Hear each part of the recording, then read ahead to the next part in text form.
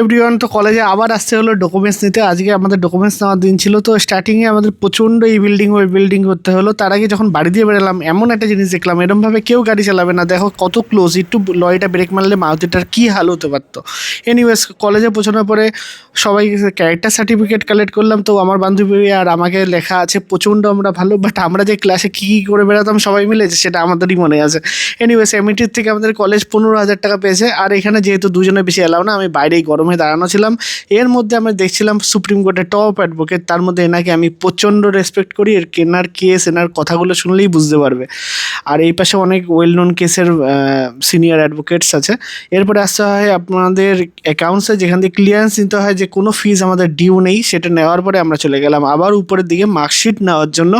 Marksheet নেওয়ার সময় একটা কাজ করলাম, যে বিল্ডিং আমাদের কোনো দিন লিফটে উঠতে বারণ ছিল, সেই লিফট দিয়ে গেলাম, কারণ যেহেতু আজকে আমাদের লাস্ট ডে, তো প্রিভিলেজ। তো ফাইনালি আমি মাইগ্রেশন পেয়ে গেলাম। মাইগ্রেশন সার্টিফিকেটে 700 টাকা গেলো। আর আমার বান্ধবী আমাকে অনেক দিন পরে খাওয়ালো, সো থ্যাংক ইউ। আর এটা আমাদের লাস্ট ডে আমার গ্যারেজ থেকে গাড়ি নেওয়া, তো একটু ইমোশনাল লাগলো। আর তারপরে আজকে আমার বান্ধবী আমায় ট্রিট দিতে নিয়ে আসলো, যেহেতু ওর একটা জব হয়েছে।